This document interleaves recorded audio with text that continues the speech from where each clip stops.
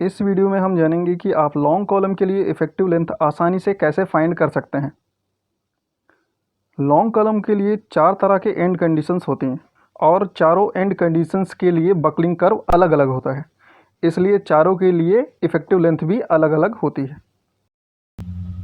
अब अगर हम लॉन्ग कॉलम पर एक्सियल कंप्रेसिव लोड P लगाते हैं तो कंप्रेसिव लोड P,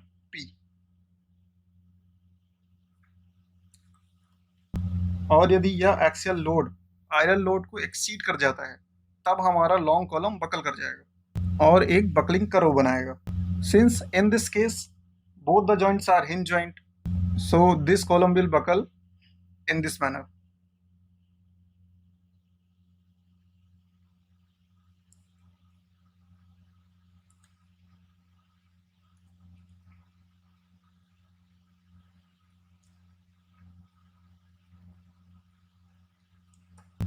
अब हमें यह देखना है कि बकलिंग कर्व लॉन्ग कॉलम के कितने लेंथ पर है। इस कंडीशन में जब दोनों एंड हिंज जॉइंट है तब हमारे लिए इफेक्टिव लेंथ की वैल्यू हो जाएगी L,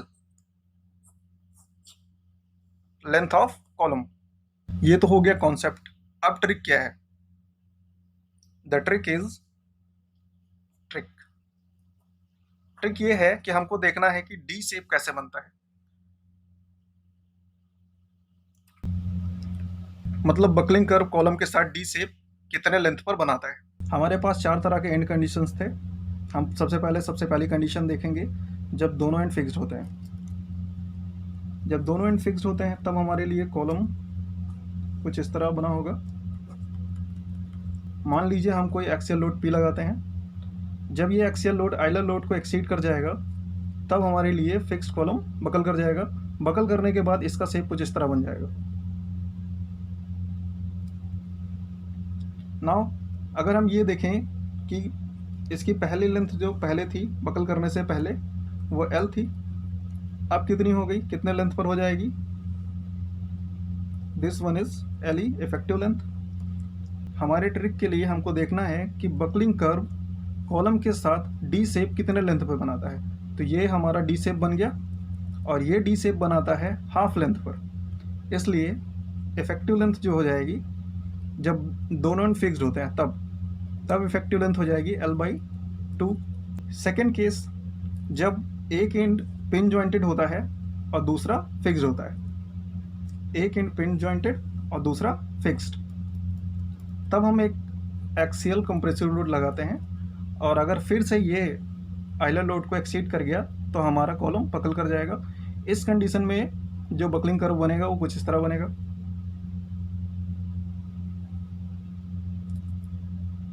अब हम ये देखेंगे कि यहाँ पर कुछ लेंथ ज़्यादा है सेकेंड केस में, जब एक एंड पिन जॉइंटेड है दूसरा फिक्स्ड है। इस वाले केस से यहाँ पर कुछ लेंथ ज़्यादा है।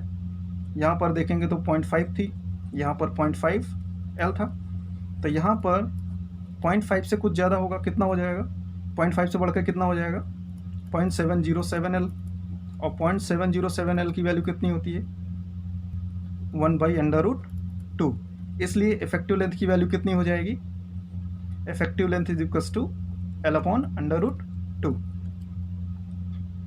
Our third condition is when both the ends are pin jointed।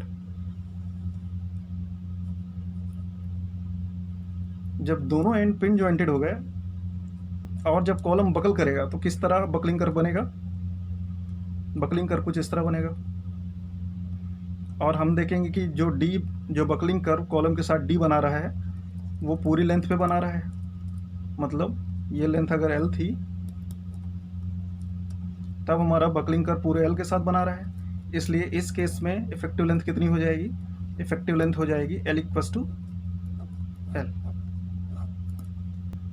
When one end is fixed and other is free, if we apply a axial compressive load and if this load exceed Euler compressive load then our column will buckle।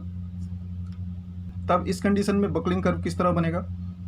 Buckling curve बनेगा कुछ ऐसे। लेकिन हमारी trick कहती है कि हमको तो देखना है कि D कितने लेंथ पे बन रहा है। क्या आपको यहाँ पर कहीं डी बनता हुआ दिख रहा है? नहीं, तो डी हमको बनाना पड़ेगा।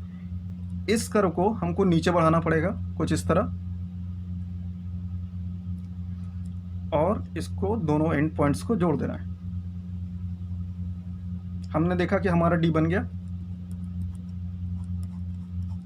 डी ऐसे बनता है, लेकिन अगर इसका मिरर इमेज देखें तो डी कुछ ऐसे भी बन सकता है। डी बन गया, ये लेंथ थी एल,